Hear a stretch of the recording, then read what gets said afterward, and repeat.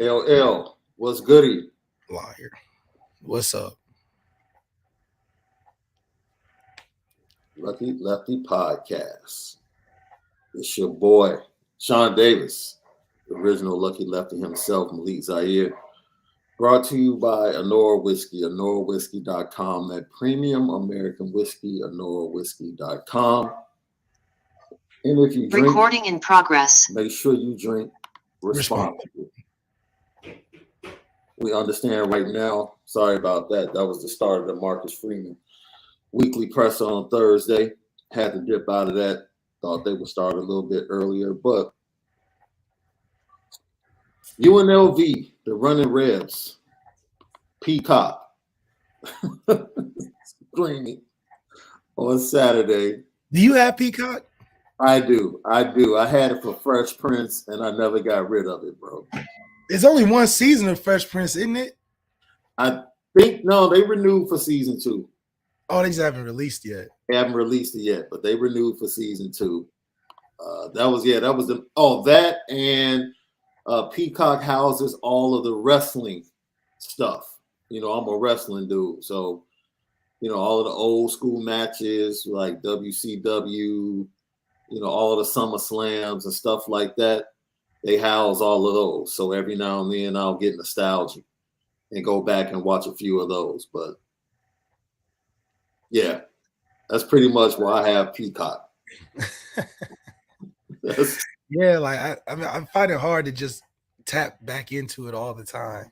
Yeah. If it's not like, even Netflix is hard these days to find something that you like.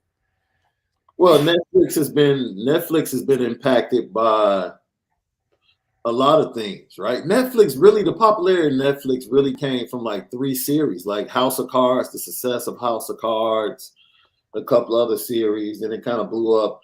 And now Netflix is kind of plateaued because of all the other streaming services that have come on, whether it's Paramount, HBO Max, Vudu, all of that type of stuff. Man, it's just so much for people to watch and get into, right? Yeah. So we'll see, man. We'll see how it goes. We do have a special guest today that we didn't think would be a special guest because, as we said before, he was supposed to be in our Players Lounge this week. And then he had a tryout with the NFL team. Things went well. And he still said he wanted to rock with us. So we'll get to him in a few moments. But before we do that, as always, on Thursdays, we start the show off. The UNLV comes in. You realize San Jose State and Air Force have held them to 7 points the last 2 games, bro. So they've scored 7 points the last 2 games. So Notre Dame. I want to talk about this game, man. Notre Dame is 10th in the nation. Notre Dame sits at 10th in the nation at holding teams below their yards per game at about 110 yards per game. They're 10th in the nation. So they're pretty good. Also at holding teams at a minimum 8 points below their season average. UNLV is averaging 26 points, but they've only scored 7 points the last 2 games against teams that probably aren't as good defensively as Notre Dame. This is where we get the shutout, bro. Yeah, I think we can post a quick shutout. We should. I mean, it should be the expectation of a shutout. Right. Don't let a team like this get any type of game flow on us. It's a type where we go out there and just have a good time for the fans. It's like fan day. Yeah. Or then make some exciting plays. Maybe let a fan come out of the stands and call a play. Maybe something like that. That should be that type of game this weekend. I don't think we should struggle at all, man. I think we should hit this thing head first and put ourselves in good position. So, as always, Malik's 3 keys to a victory. You have to work on these keys at home, bro, because your keys at home, they're not working so far. They're not working. Yeah, no. It's like an away game. It's like reverse psychology. We have away stats at home. So you have to give us some better keys this week. Home game, UNLV 2:30, Peacock. Once again, not on NBC. This game will be on Peacock, the streaming service this week. How do you One of see the keys, just for a diversity standpoint, I would love to see a receiver outside of 87 have more than 5 catches. I think that'd be good to show that, maybe it's Tobias, maybe it's Jaden, but it would be great to see a receiver outside of 87 have more than 5 catches. Shows that Tommy's trying to get the ball to more than just one guy, maybe work a different package or a different group of plays with a certain guy. So it would be good to see that. I know, it's hard keys when I think we're going to win outright. We are a 24-point favorite. It's pretty crazy. Second key, go get the shutout. I think that's the expectation. We should be able to shut this team out. We need to post a nice 0 on the board coming off a tough loss like we did last week. And last key is get the crowd excited, man. I think the crowd's pretty disappointed in last week's performance at a night game. We usually had that thing rocking. I think to have it rocking early morning after breakfast will be good to set the rest of the schedule so we can watch the rest of these games today. Those are Malik's 3 keys to a victory. Hopefully Notre Dame can come out, get that shutout, and keep the running Rebs running right through South Bend and on to their next opponent. I'll tell you this. They do have some talent at the running back position. They've been able to run the ball pretty well. Opponents run the ball 60% of the time against this team left. So that tells you a lot, right? Opponents choose to run the ball 60% of the time against this Rebels defense. As I said before, they put up 25.2 points per game, 325 yards per game, 5 yards per play. So they're not an explosive offense. They have a pretty good tight end, some pretty good running backs that like to be involved in the passing game. So expect them to isolate the Notre Dame linebackers or attempt to isolate the Notre Dame linebackers on their running backs in the passing game and try to make some big plays that way. Got matchups all over the field, man. It's kind of like taking candy from a baby because we really are. And I think this is a good opportunity to really expand on actualization, not execution. So we got to go out there and do the damn thing. Yeah, offensively, they struggle. Once again, we're facing an offensive line that gives up sacks on 9% of dropbacks. That's 101st in the nation. So, like you said, shutout should be there. This defensive line should be able to get after this UNLV offensive line, rattle this quarterback, shut down their running game. But you have to be careful with them going play action, the arrow routes, the swing routes out of the backfield. You have to be able to tackle something that Notre Dame has continued to struggle to settle down, stop your feet, get guys on the ground. Stanford continually got to the outside, whether it's moving the pocket, throwing out routes, getting yardage after the play, missing tackles on screen plays, turning into big plays. You cannot have that, and you need to stop it right now and settle it down and go out and execute against UNLV and continue to do so the rest of the season. Absolutely. All right. LL Nation, Lucky Lefty podcast. You know, each and every Monday we have the Players Lounge. This week, because of scheduling, we didn't even think at this point that we would have the Players Lounge, but we are pleased to welcome in former Notre Dame defensive back, now NFL defensive back, class of 2020, Dante. Welcome to the Lucky Lefty podcast. What's up, brother? Hey, what's up with y'all, man? How y'all doing? What's up, man? What's up? Yeah, with it, D. So we're talking to one of the, before we get into it, we're talking to one of these Memphis boys. Now, see, this is me right here, bro, because I got people in South and West, bro. Yeah, that's right. I got people in South and West Memphis. So just growing up in Memphis, you went to Whitehaven, right? Yeah.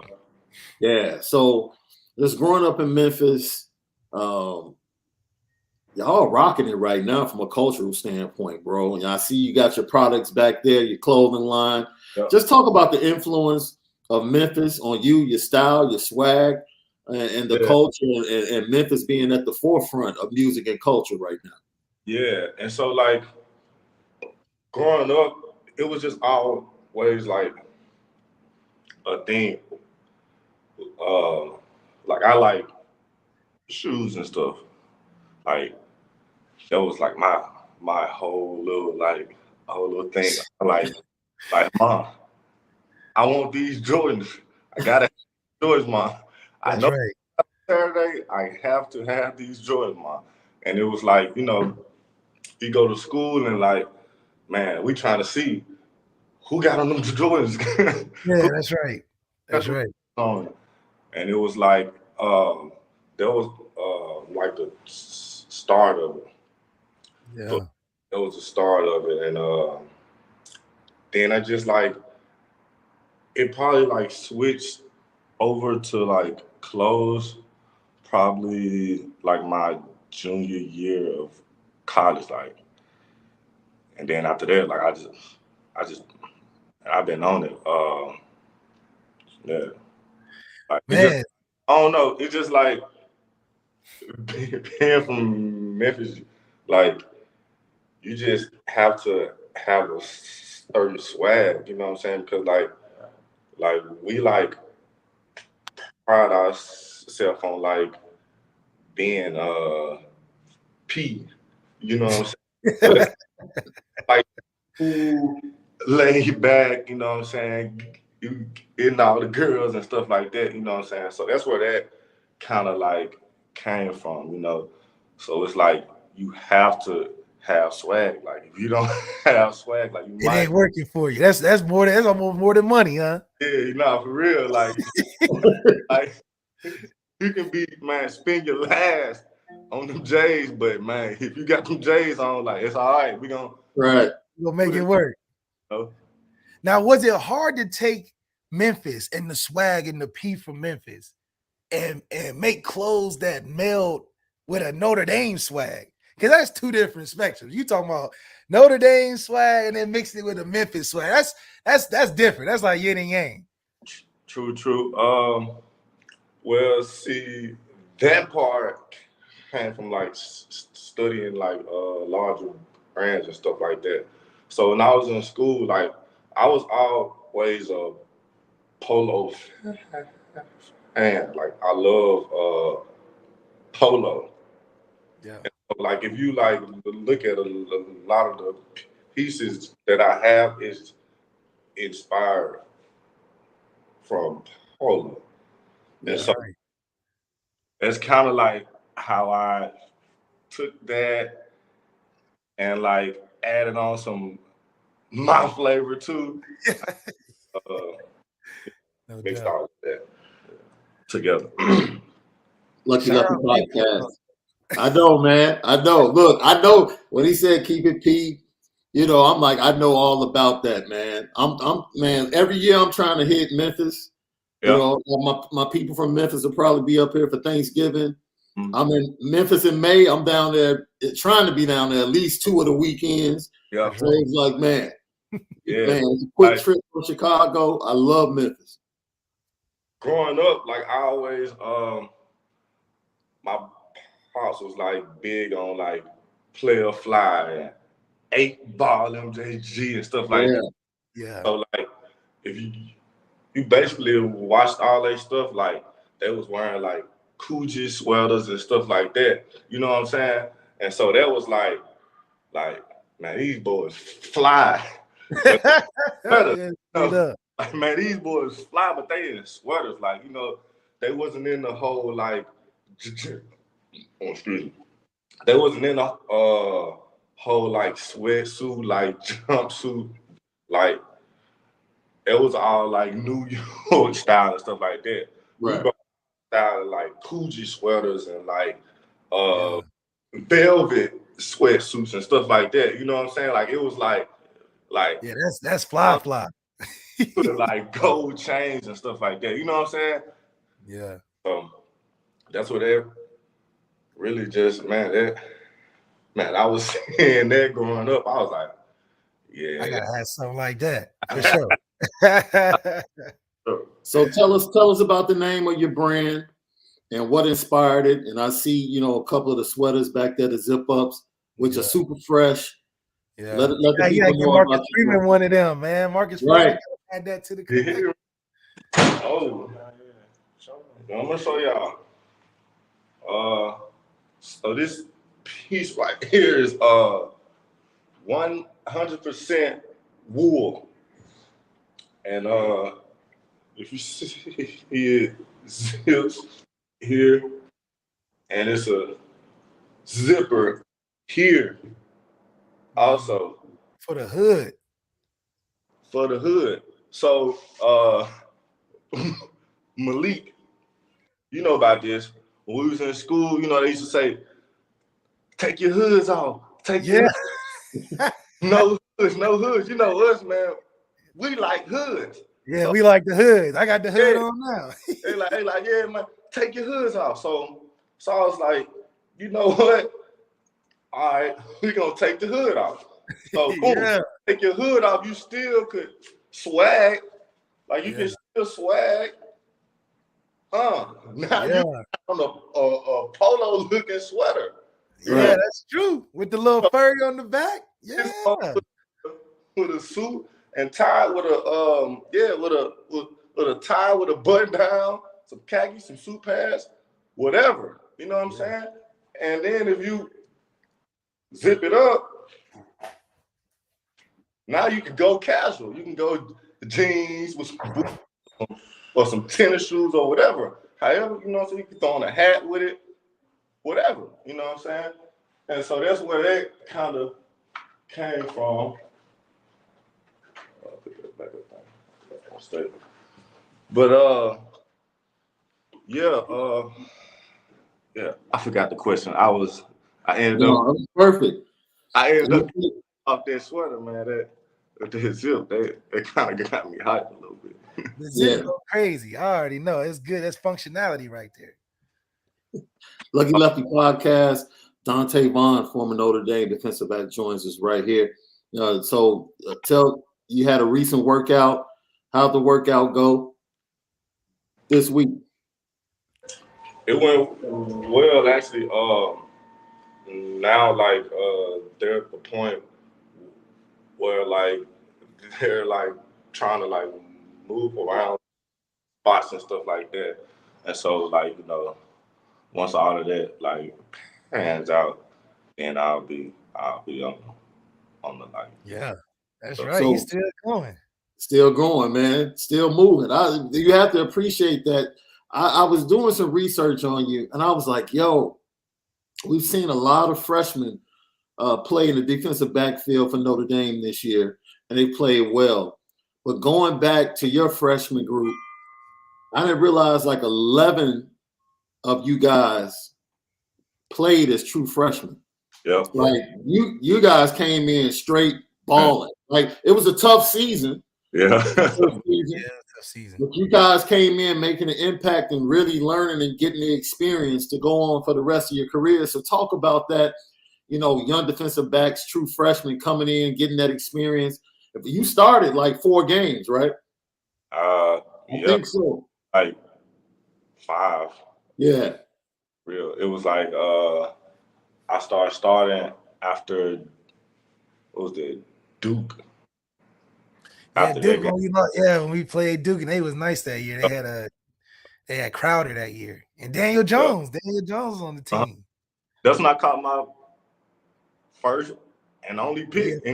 Your first pick. Yeah, straight up. I remember that. Crazy. But like we came in on some stuff because like our class, like I don't know, like to me, I kind of feel like we was like different. You know what I'm saying? Like we had like Florida kids. You know what I'm saying? Like Richmond. Like I don't know. Like I just kind of felt like it was really different. Like we was, for sure. Like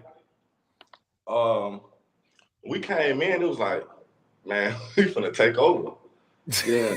That was literally how we was thinking. Like, it's so crazy because I remember doing the Hummer time when we had like a little chat or whatever, and we was all just saying like, bro, we gonna come in and change the whole school, like change the whole culture of this like team and stuff like that. And shoot, like man, it was like when we all started actually like playing, it was like, wow, like we're really doing what we said. I mean, the whole secondary went to the league. I mean, Troy, you, Right, Jalen, Julian, Troy, Love. yeah, Jalen. Then you Cora, had Jalen and Julian and Stephenson and Chase was in that class too. Chase in the class too. Yeah. And you got Ian, man, like we was back for real. And so like, man, I don't know. It's like just sitting here thinking about it, give me the chills for real, because I'm like if you really look at it, all of us are like kind of still like in the league too. Like we're still hanging around the league for real. I'm like, man, this crazy, man. It's crazy for sure. Yeah, that class was special. And I think you guys went to 2 college football playoffs. Just talk about that experience. You talk about you guys having the attitude that you're going to change the culture. And man, 2 college football playoffs from those youngsters, that freshman class, that's changing the culture. For real though. And I don't know, man. I think like we just had this chip on our shoulder. Like, bro, we have to finish what we started. Like, we came in like contributing. So each person, like, I don't care if like you was getting 2 minutes or playing the whole game. Like, you get on that field, you're gonna contribute. Yeah. Team. You know what I'm saying? And so like, I don't know, man. Like man, it was crazy going to those playoff games and playing in the Cowboys Stadium and all that stuff. Like, that was crazy for real. Yeah, it is a crazy experience. Crazy experience, and it like on when I got in the league, like it was like the league was kind of easy. Like, man, being at the school, like you got Coach Bayless, you got BK was like, man, like he had everything like organized, like, you know what I'm saying? Like, this is the goal, this is what we doing step by step. Like he had it all laid out. And it's kind of crazy because when I out in the NFL and stuff, I'm like, bro, our team was like more organized than them. than NFL teams. I'm like, man, that's crazy for real. Like, and like just that, man, I was like, I'm so glad I went to Notre Dame. Like, because it prepared me for. I'm like, man, I'm so glad. Like, I'm prepared. I'm prepared for this. That's right. Lucky Lefty podcast once again. Dante Vaughn with us. You talk about those 2 CFP berths. You got to face the national champs in both of those games in the semifinals, right? Like the first time, that Clemson squad was pretty good. That was a pretty good Clemson squad. That was great. Yeah, and then in the 20, heck, you going up against Mac Jones and that wide receiver core from Alabama. Yeah. Oh yeah. It was a tough break. I thought if the breaks went your way early in that Clemson game, I thought you guys played well enough to have a chance late in the fourth quarter. But unfortunately, some of the early breaks, like the reversal on the fumble and Ian fumbling like by midfield and some things just didn't go your way. And then once Julian and some other guys got hurt on the back end. Yeah, it was like, yeah. Yeah, but going into that game, did you guys feel like we can beat them? Yeah. Yeah. Both times too. Like, yeah. For real. We should have won them times for sure, man. Especially the year we beat them at home. Yeah. Got him. Should have got him that next time. Yeah. What was that like when you beat Clemson at home in 20? Well, I wasn't at the. I wasn't on that team. Right. You're right. You had just left. Yeah, just left. I was on the. When we went to the playoffs and we lost to them. Yeah. Now, Yeah. I was on that team. Man, that was a tough game for real. That was a tough game, man. Like, dude, I wasn't even supposed to be playing in that game. Like, this was, yeah. A lot of people don't really know this, but I was hurt. I had for my label like earlier in the season or whatever, and I was not supposed to be in that game, but Julian, he went out. You went out, and you had to go in. And I gotta make some shake. Right. So, everybody know what went down that game. Like it was a tough game, you know. Tough game. But like that game like changed my life though. And that's how I ended up with this. Because like after that season, that's when I finally had my surgery and stuff. So during that time, man, I was going through it, man. Like I'm like I don't really know what the NFL is like. You know what I'm saying? Like I don't know. Yeah. So now, like I'm like, all right, like it's time to start switching over now. Like I need to find some stuff to do. You know what I'm saying? Right. Straight up. So like, getting hurt make you think like that for real. Man, real. And I thought about that shit a lot. Yeah. So I was like, man, like I need to find out what am I good at, you know? And so it was like a no-brainer. Like, yeah, went back to that Memphis Pete. Yeah, close. And so damn, and that's where, and we about to make a circle because now I finally remember you asked me this question earlier. How this all come about? And so my name of the brand is Don Qua. Don is my name, and Qua means to believe, and so I played with it, and it was like to believe and done. Yeah. Oh, okay. To believe and done. That's hard. That's hard. Like me, like a slight like reminder of like, bro, like believe in yourself, like bro, like straight up. You straight, bro. Like just believe in yourself and just keep on going. And so that's why I was like, all right, cool. Like that's gonna be my name. I like that. Like it's just been sticking with me. And so now I have another brand. It's my creative director. Okay, Young Ye in the building. How you doing? How you doing, man? Nice to meet you guys. Yeah, Obscure Bazaar. That's the other brand, more like street fashion, you know, more like cargo wear, leather wear, stuff like that. Oh, yeah, that's fine.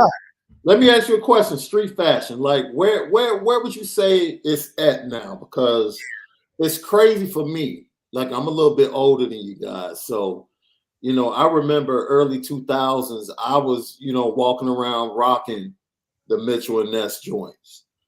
You know, I was rocking the jerseys, and now almost 20 years later, here come the jerseys back around, and I'm like, yo, this is crazy how fashion just kind of like comes back around and goes in cycles. Like, where do you think? Yeah, street fashion is right now. Where is it going? Yeah. Is it vertebrae? Is it you get all these Instagram brands that pop up out of nowhere quick. So I'll be like, which way it go, All right. So you have two lanes in there.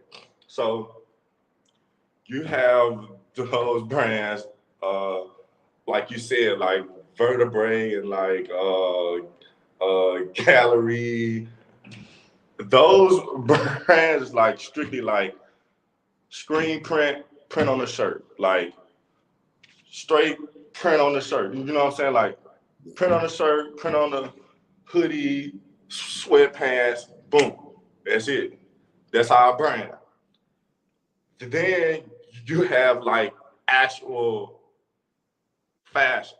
So like you have like different cuts, different materials, styles of the shirt, like oversized mock t-shirts, as you can see, like box style shirts, long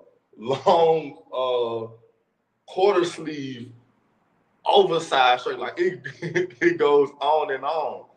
And so like you have those kind of brands like who like actually dive deep into fashion. You know what I'm saying?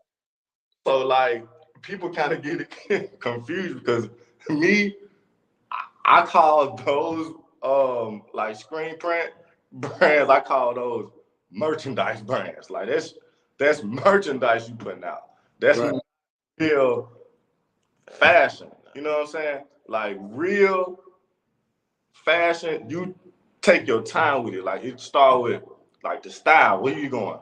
Cargo, utility, like you know what I'm saying? Like it's a whole list. Like you gotta go down that list. How you like from the sleeves to like the stitching, like all the way down to the stitching to the zippers. You know what I'm saying? Like all of that creates one piece. You know what I'm saying? And so that's how it is. Like people be getting it confused. Like, nah. So it's more like an art-driven inspired if you're getting into real street fashion outside of just selling a brand, selling some merch, doing screen print. Right. You got to really take time. Like that's I can even tell this Kanye stuff is like cut different. It ain't no regular. Cuts. It's like a different sweatshirt, you know. Right. Yeah. That's why like you have to like study the people who are at the top. So now you have Balenciaga, Kanye, who else? Louis Vuitton. Yeah. And that's really it right now. And I'm just keeping it being like, I'm in Harry and all those. Like, no, they're not at the top right now. Right now, the top is Balenciaga. Like, that's the top right now because, like, you look at all the stuff, all of Ye stuff is engineered by Balenciaga. Yeah, straight up. And so, like I said, like you have to like study them. Like you have to really study because like people always think like, oh, Ye started the math stuff. No, man, that started like ages ago. Like if you go like Mason Margiela, he got shows like, man, they wearing the mask with the bedazzled sparkles and all. They've been doing that. They just made it cool. Yeah, they've been doing that. But now since Ye started it, and I was like, oh, like he's just so ahead of the time type. He's out his mind, blah blah. No, he's just recycling where it's already started. You know what I'm saying? And that's why like he think of himself as the culture because like if he do it like I guess a whole outrage and like I guess gonna spark, you know what I'm saying? So but yeah, man. It's funny because like Dante paid to the guys he grew up watching, you know, that inspired, that kind of like gave him that first glimpse into fashion. And it's funny because I tell people all the time, even though Ye says in his lyrics, Ralph Lauren was born before I wore him. And I'm like, fam, Chicago, you grew up watching dudes in Chicago wear Ralph Lauren. Like, what are you talking about? Like, you got your style from the old dudes in Chicago. Right. Like, we've been rocking, Chicago's been rocking Ralph Lauren forever. Yeah. So that goes back to what Dante just said. Like, man, you know, you get a brand that connects to something and people connected to that person. And like the style and the fashion has been going on forever. Like, it's a lot of things, like, you know, Lee, I've been connected to Fashion Geek up here in Chicago for a long time. A long time. Al, you know, his brother, those are my guys, Big Zoe. And it's like just watching streetwear and what they do with their style is more of a preppy style with, you know, the Letterman jackets and things of that nature and the college sweaters.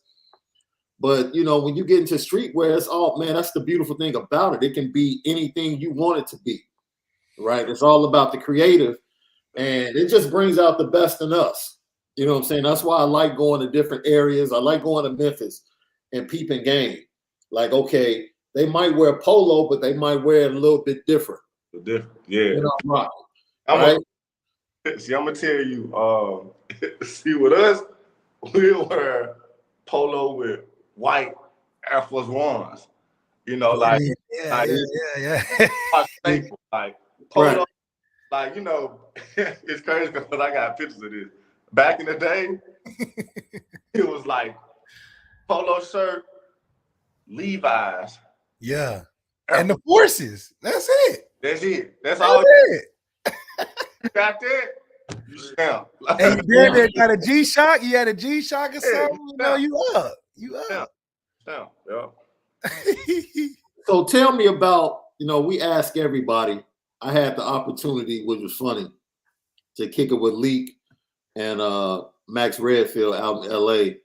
And we were just talking about culture and the entrepreneurial spirit that seems to be in all of the Notre Dame football players. Like, even if you matriculate to the NFL, like, it seems like all of you have this mindset connected to business and being able to create your own brands and doing things post-football. Is that just one of the benefits, like you said, of going to Notre Dame? Or was it something deeper that was part of like conversations in the locker room and, you know, in apartments and dorm rooms where you guys just really talked about what you wanted to do after you left? Yeah. Man, it's crazy because, like, how I look at it, going to Notre Dame is a business decision itself. You know what I'm saying? Because think about it, like, people like me, let's say, like, I could have, man, went to LSU, Texas A&M, all those schools, but it's like all those schools offer the same thing. You know what I'm saying? You go there, it's NFL, blah, blah, blah. And after that, like, it's like, It's on your own. Eh? Like, by yourself, you know what I'm saying?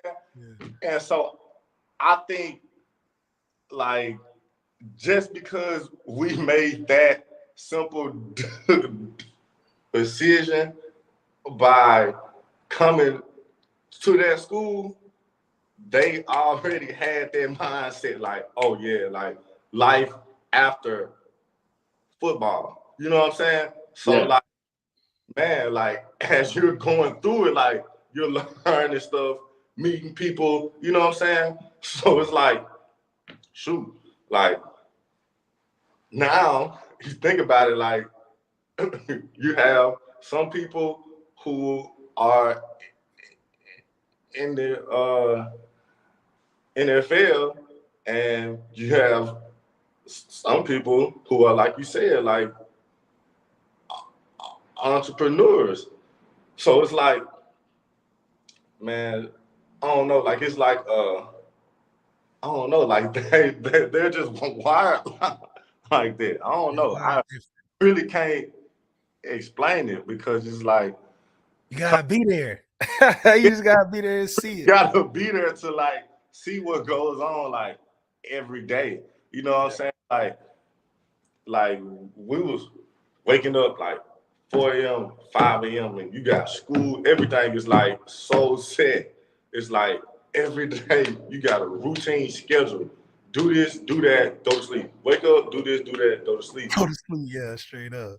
Oh, I like people get out of school and they're like, you know what? I don't think I want to live the rest of my life like that. They like, well, I think I'm gonna try to like go this entrepreneur route and like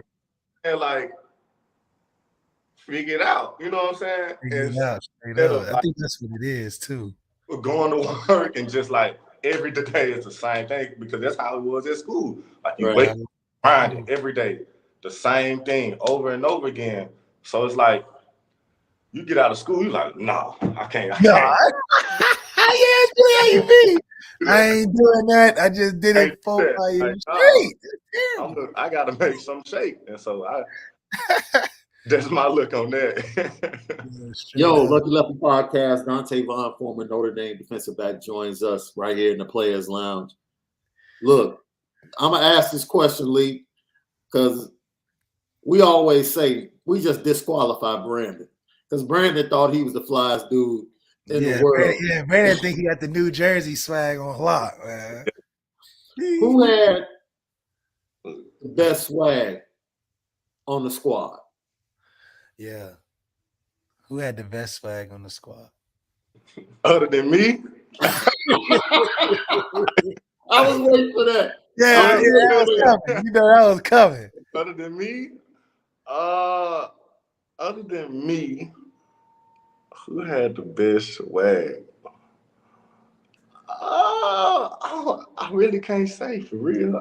You know who had a lot of swag that you would appreciate, Shaun? Ooh. Had a closet full of the polos. Who? T. Hunter. Oh. Story Hunter had every polo and every color. What? When I came in, he was leaving.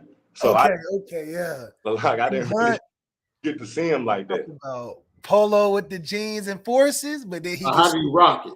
How did he rock it though? Was the top button? You gotta ask. I think he from Texas, so you know they tuck it in with the belt. You know, and do the little cuff links with the jeans. You know? Okay. The links when you the roll. We got I would say TC4. Yeah. On it. He was Tay got some drip to him. He was doing his thing in college. That's right. That's my dog, man. First person I seen come to college with Cuban links, real Cuban links, and diamonds and chains and stuff like that. He was the first person I saw do that. I'm like, okay. And then, like I said, like he had that swag. He had some swag for sure. I say TC4. So do you remember? Like Malik tells me about this story that during the camp, Chase Claypool was picking people up and just like throwing them out of bounds. It didn't know how to practice, bro.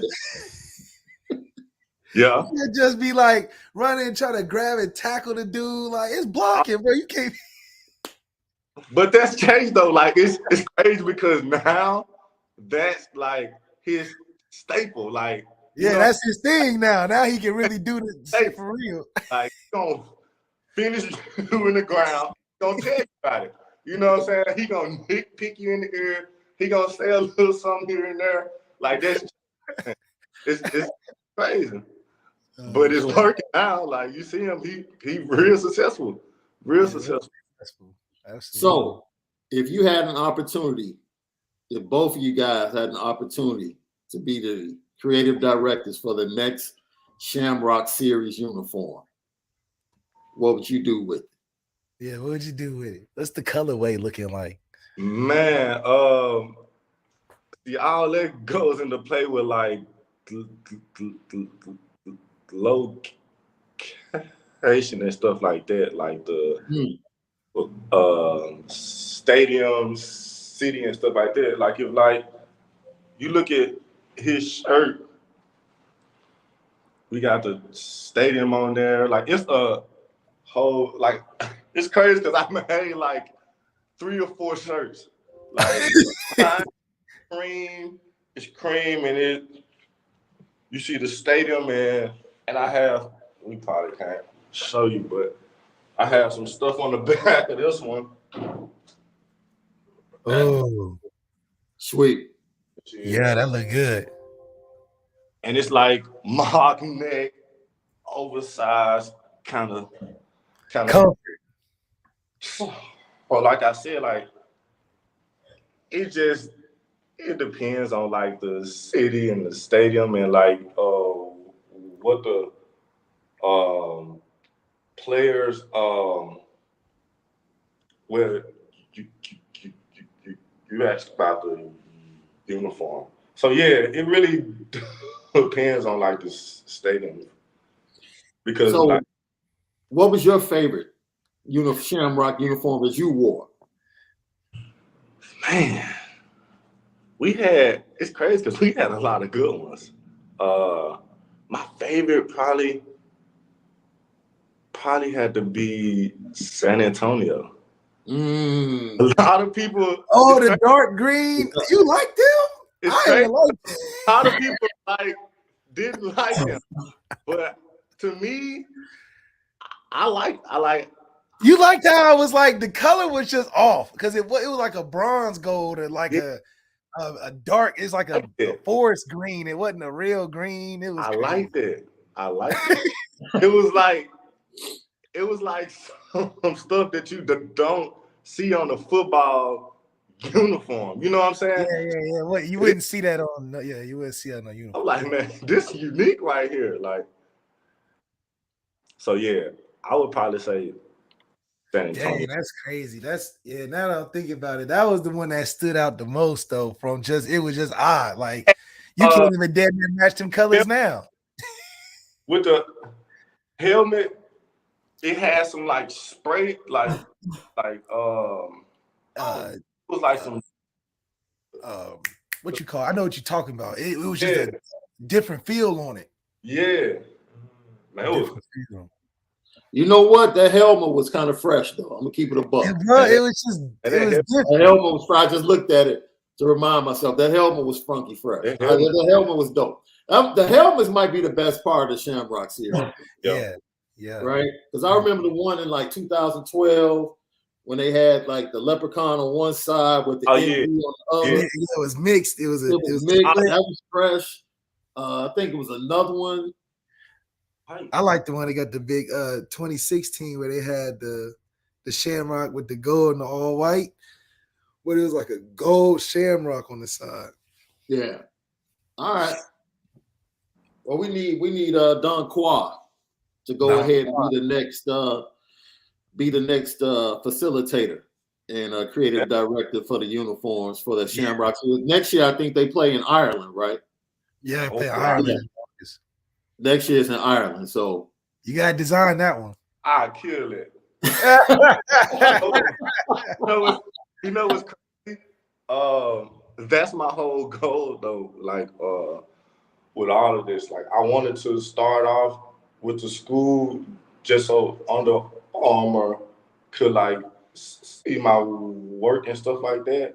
And man, I was just gonna go to Under Armour like, look, like I can make y'all a staple in the fashion industry. Because if you think about it, Under Armour, like when people think about Under Armour, it's like they don't get no play. Yeah. And then like if you think about all the like collabs and stuff like that Nike and like Adidas and stuff has like done, Under Armour can't even compare. Like they're not even on the scale, like the same scale as them. And I think it's because like they just don't put enough effort into it. Because it's just like, oh, we're sports, cold gear. You know what I'm saying? Like that's what they think. They try to keep people warm. Yeah. Nah, man, like you need to be staple in this fashion industry. Like Nike and Adidas, like yeah, all that. But yeah, like that's my whole goal. So Adidas got Ye, Under Armour got Don Qua. Yeah. There we go. Yeah. There we go. Yeah. Once again, Dante Vaughn, Yes, Don sir. Qua. The fashion line, go to donquire.com. That's DONCROIRE.com. Anything you want to tell the Irish fans is, pep them up. Give them something to look forward to because it's a tough season for them right now, Dante. Man, Monday, pre-sales, Christmas sweaters are dropping. Okay. 150 flat. You got 100% wool. What is it like? 3 grams of The 1842 Club, I see you. good wool that's gonna keep you warm during all the games, so you don't gotta worry about going to the games and being cold. It's kind of oversized, so you could throw on some layers up under it. You know what I'm saying? That's right. Good. And also, I'm thinking about doing what's it called? Beanie. Yeah. Oh, we getting the beanie too? That'll be fresh. So like Monday. Under the tree gonna look nice this December. Oh yeah. Christmas time, you get all your people a nice Don Qua Notre Dame collab sweater. Right. Don Qua under the Christmas tree on December. Go get it. Go get it. Monday, don't forget, pre-sale. Get in on it. Don't miss it. I tell you one thing, I definitely might have to get one of those, bro, because that guy Marcus Freeman is being real stingy with his hoodies. Yeah. All the hoodies that coaches wear, we can't find them anywhere. They gone. Like you said, Under Armour. Like, we're like, yo, what? They ain't trying to get in the fashion when they got it right. They can go right there. Man, give that fashion up, man. Give it up, Under Armour. People have it, man. That's right. Being real stingy, man. Dante, man, we appreciate you for joining us today.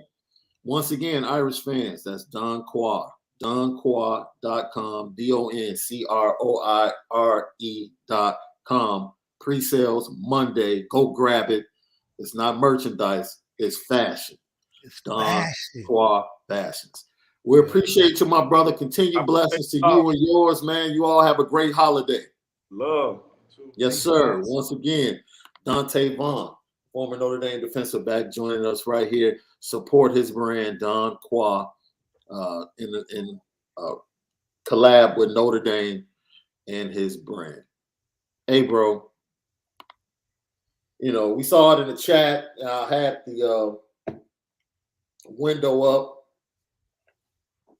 on the Zoom call, and true freshman tight end Eli Raridan has been lost to the season. He tore his ACL his senior year, high school. I don't know if it's the same ACL. He'll be all right. Yeah, so he did it. At least you didn't do it in school, so you got all type of time. You're gonna be straight. So he tore his ACL during practice this week. He had played when Kevin Bauman went down. Him and Holden Stace pretty much came in and did a great job next to Michael Mayer in the tight end room. Then last week, for some reason, Mitchell Evans comes back and just gets the majority of the reps. Like, I don't know if he had injured it a little bit earlier and then eventually tore it, and that's what led to the reps going up. But hey, bro, it's just a tough season, bro. This is like 2016 all over again.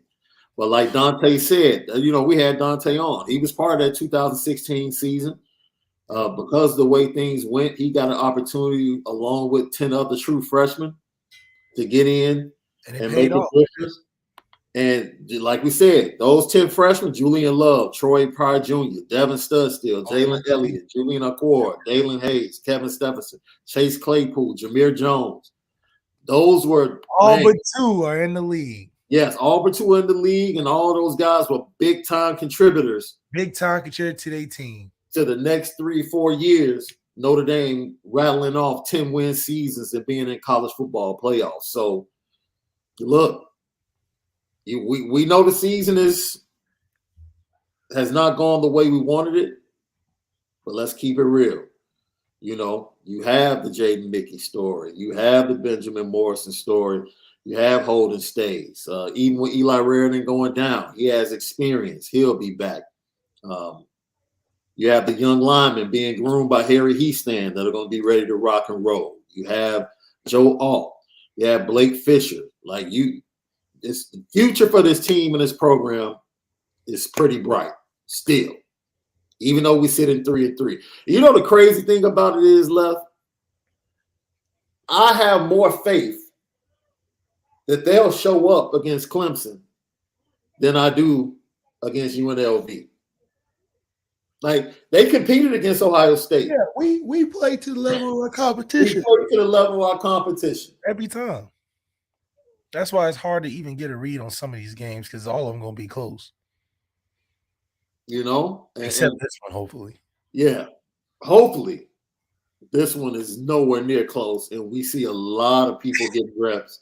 It's like we actually play to the level of our competition where it's like we make the linemen look like they really blocking something and the D line be really turning. I mean, we made Cincinnati. Them beating us that season made Cincinnati relevant that last year. Yeah. Because then you start noticing guys, that Kobe guy, and then Sauce Garner, and that DN that's just all over the place. But after that, it's like they're just dudes. I mean, obviously not Sauce Gardner. I mean, he's pretty nice. But the other ones, I mean, we make guys look really, really, really good. I can't Sauce Gardner as petty. Yeah, I might have to put him on the petty track. That dude is petty. But, you know, you try to pull from a devastating season as far as expectations. You try to pull positives.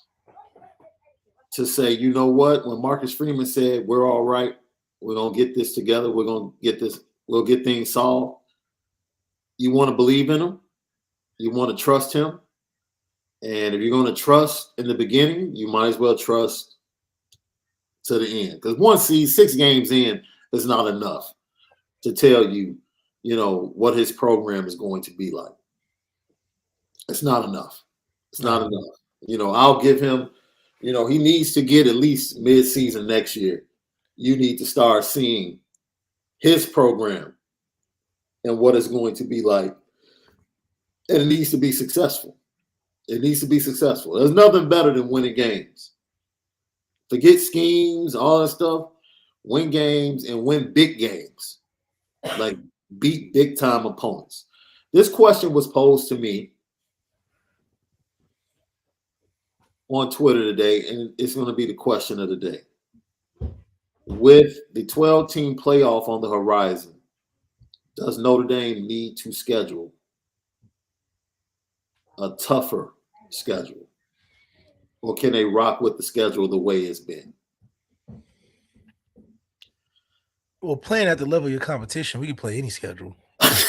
You know, on paper, we're top 5, top 10 talented teams in the country every year.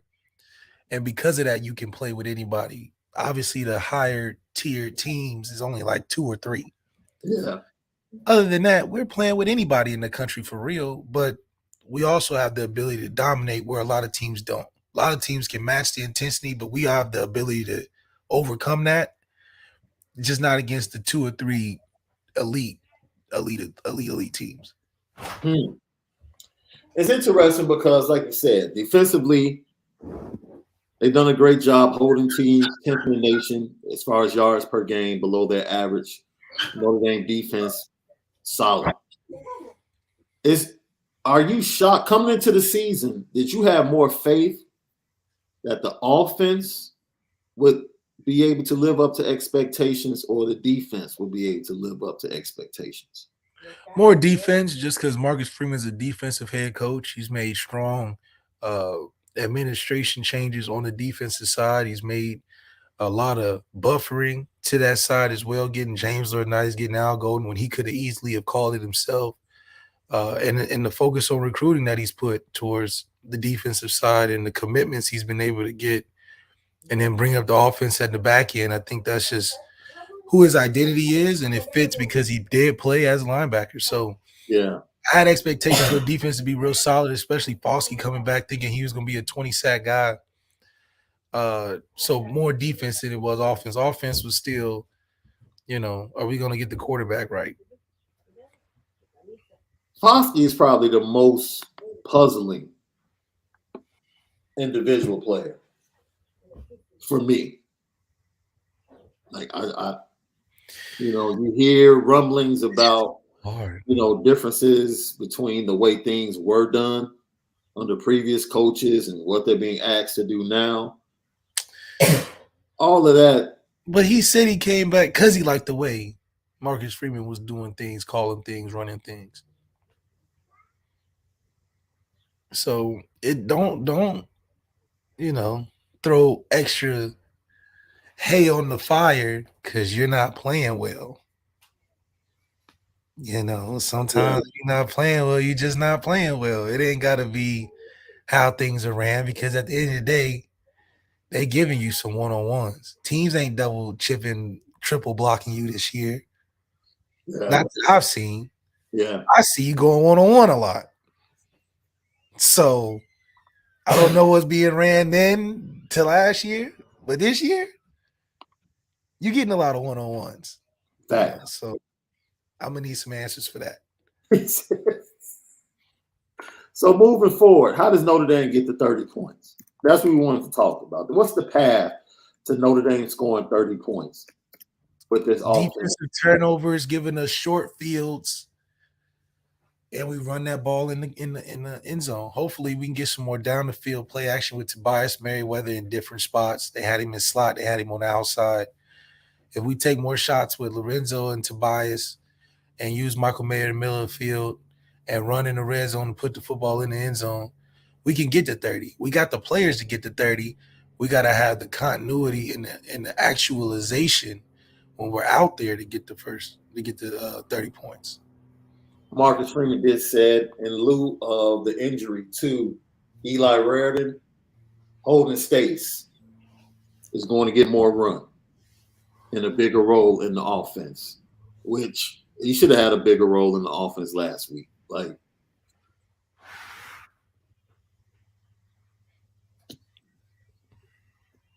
it was Stanford, man. Like that. Look, man, I thought the Marshall loss was bad. That Stanford loss, that one's going to stay with me left for a minute. I don't care if Notre Dame runs the table and wins the bowl game. That Stanford loss. Can't be losing like that. That might be top 10, one of the worst losses in the history of Notre Dame. I'm going to keep it a buck. And I challenge, because, our fan base goes from, we have 70-year-old people. We have kids that are currently attending Notre Dame in our fan base and our followers and listeners. The Stanford loss might be a top 10 all-time worst loss. I'm telling you. I'm telling you. There are a couple in that 2016 season. There are a couple during that season, but that Stanford loss, getting shut out at home in the first half. Of all time? Sheesh. I said top 10. It was really bad, though. It was really bad, though. That's the thing. I don't have a recent memory of, because, most games we lose be close or something. So I would say the 2012 National Championship was a bad loss all time. I would say that's worse.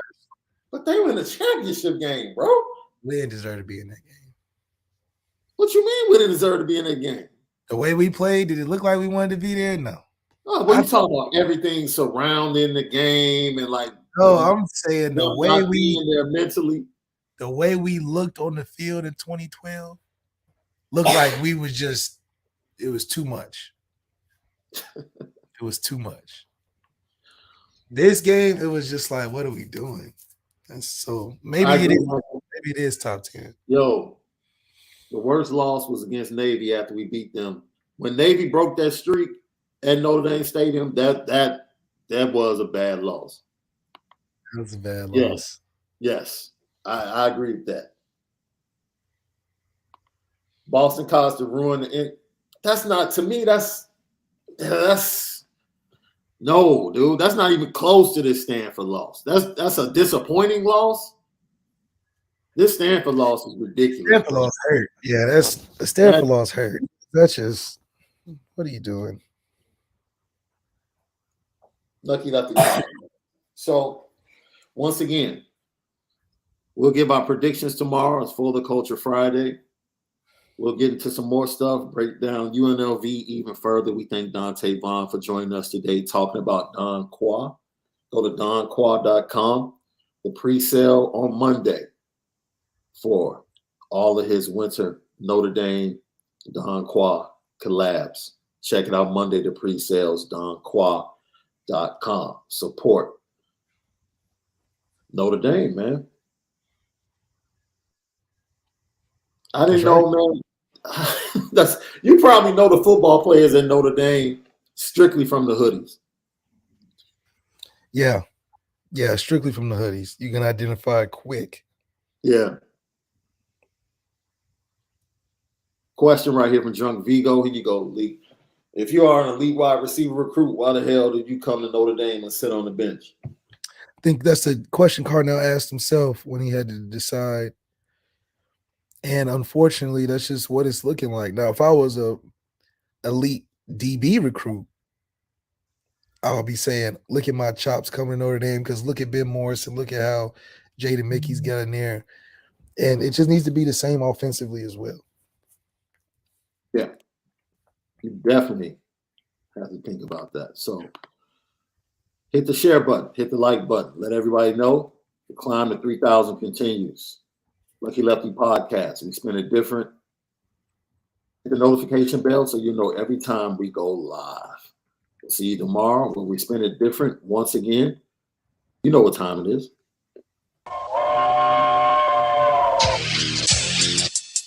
Petticoat.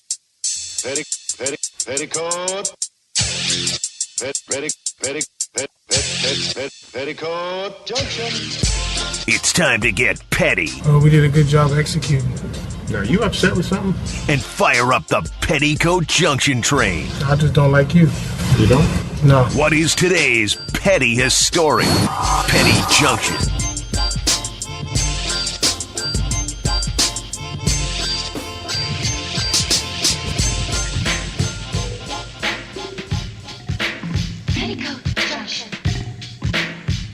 Petty Junction, Petty Stories of the Day brought to you by Onora Whisky, OnoraWhisky.com, that premium American whiskey, OnoraWhisky.com. The reason I held this up is because, my wife was in my office. I had not seen this in months.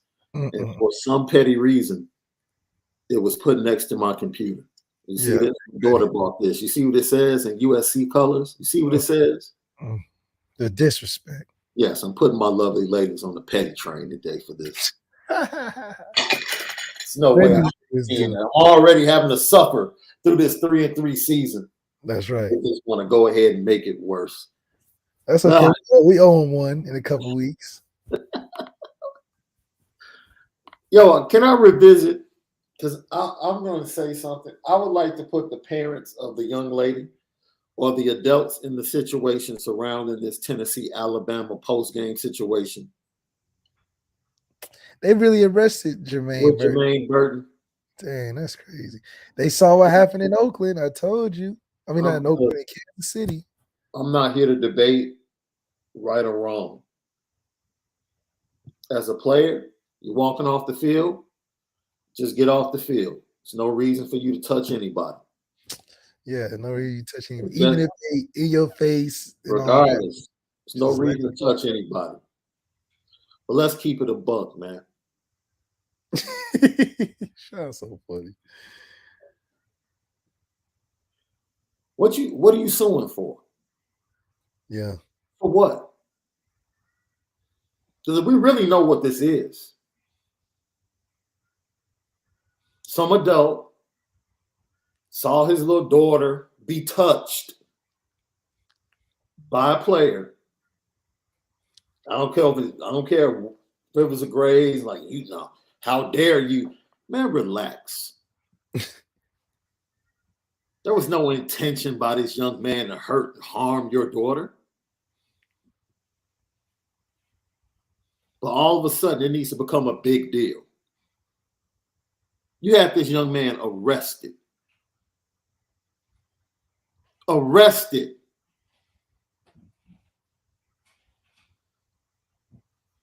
And he lost the game. You should be ashamed of yourself. You should be ashamed of yourself. This young man has to deal with this on his police record. Really? Now, I fully believe there are some other factors that went into this, but I'm going to lay off of that. I'm going to lay off of that. But we got to be better, man. We have to be better. If you storm the field, there's an opportunity or a chance that you might encounter someone that's not necessarily in the best of moods. And you might not want to jump up and down in front of them for 5 seconds or 3 seconds and make that a situation that everyone ends up regretting.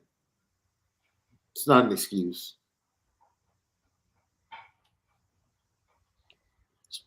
Just don't do it, man. Just don't do it. And Nick Saban, from this point on, you know darn well anytime you lose a game, you might as well send your players into the locker room before the clock hits 0. Because they're storming the field. You're Alabama. I don't care who it is. Yeah, get out of there. Just get out of there.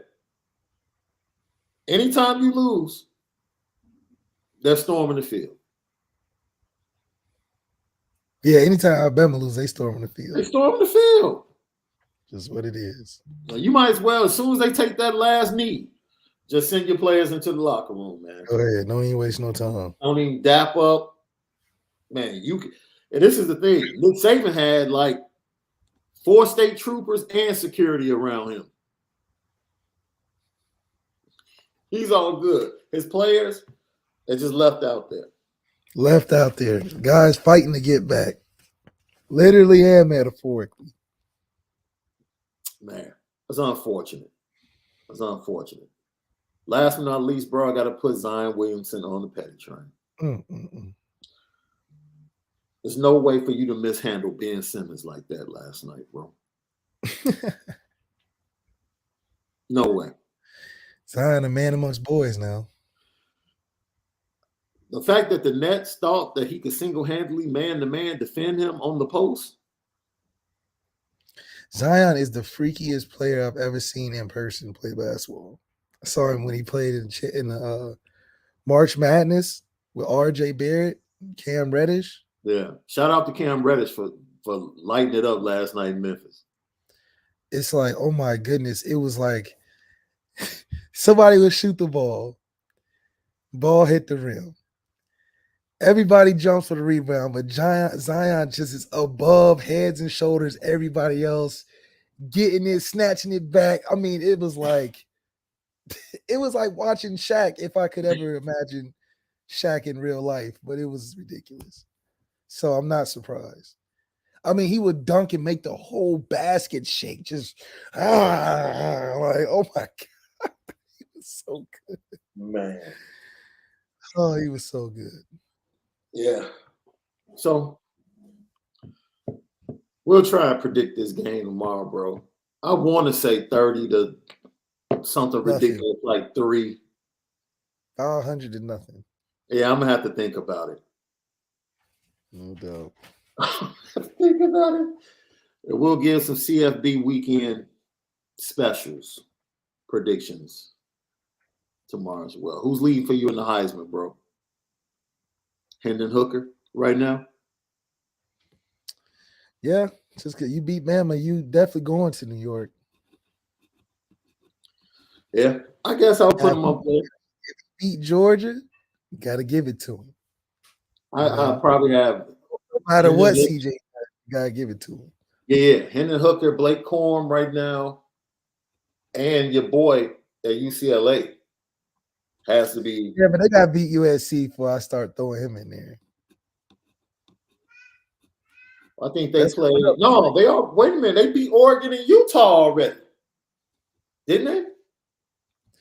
They If he beat was- Utah. If he beat Alabama and Georgia, No, they beat Washington and Utah. yeah. Okay. He's playing really good, though. He's playing He really is. He is. All right, guys. We'll see you tomorrow for another edition of the Lucky Lefty podcast. Have a great Thursday, but most of all, you got to make sure that you spend it different.